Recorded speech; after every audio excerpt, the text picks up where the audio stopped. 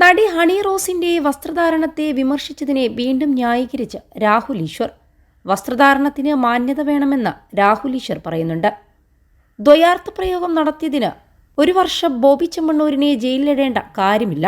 ദിലീപിന്റെയും വിജയ് ബാബുവിന്റെയും അടക്കം കേസുകളിൽ താൻ പറഞ്ഞ കാര്യങ്ങൾ ശരിയായി വന്നുവെന്ന് രാഹുൽ ഈശ്വർ കൗമുദി മൂവീസിന് നൽകിയ അഭിമുഖത്തിൽ അവകാശപ്പെടുന്നുണ്ട്. ഹണി റോസ് ഉന്നയിച്ച വിമർശനങ്ങളെ ബഹുമാനത്തോടെ കാണുന്നു. ചില കാര്യങ്ങൾ പറയാതിരിക്കാനാകില്ല. നമ്മുടെ അമ്പലത്തിലും പള്ളികളും ഒരു ഡ്രസ് കോഡുണ്ട്. അതുകൊണ്ട് രാഹുൽ ഈശ്വർ ഒരു പൂജാരിയായിട്ട് അങ്ങനെയൊരു ഡ്രസ് കോഡ് കൊണ്ടുവരേണ്ട കാര്യമില്ല. വത്തിക്കാനിൽ പോകുമ്പോഴും സ്ത്രീകൾക്കും പുരുഷന്മാർക്കും ഡ്രസ് കോഡുണ്ടെന്ന് ഹണി റോസിനെ ഓർമ്മപ്പെടുത്തുന്നുവെന്ന് രാഹുൽ ഈശ്വർ പറഞ്ഞു.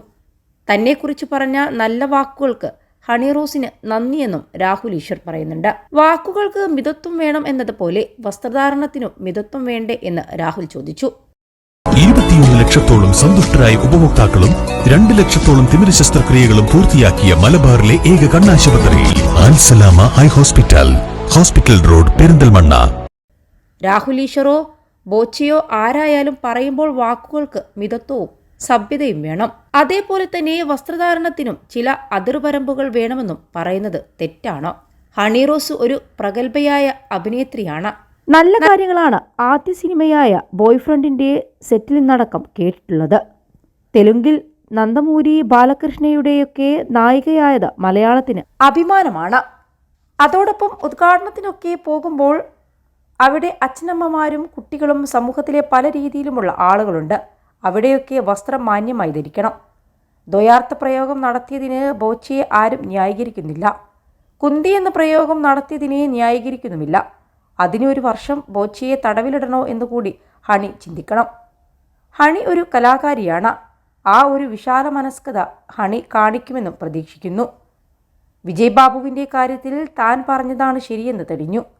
സിദ്ദീഖിൻ്റെ കാര്യത്തിലും ഒമർ ലുലുവിൻ്റെ കാര്യത്തിലും താൻ പറഞ്ഞതാണ് ശരിയെന്ന് തെളിഞ്ഞു.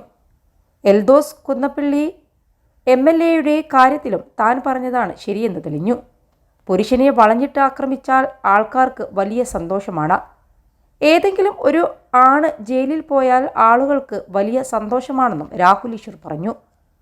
പുരുഷനും സ്ത്രീയും വേണം സമൂഹത്തിൽ. പുരുഷൻ്റെ ഭാഷയ്ക്കും നോട്ടത്തിനുമൊക്കെ മര്യാദ വേണം. അതുപോലെ സ്ത്രീയുടെ വസ്ത്രധാരണത്തിനും മര്യാദ വേണമെന്ന് പറയുന്നത് തെറ്റാണോ?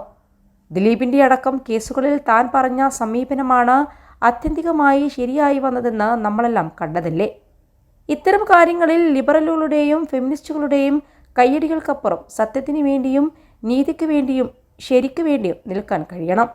അല്ലാതെ കണ്ണടച്ച് സ്ത്രീപക്ഷവാദിയെന്ന് പറയരുതെന്നും രാഹുൽ ഈശ്വർ പറയുന്നുണ്ട്.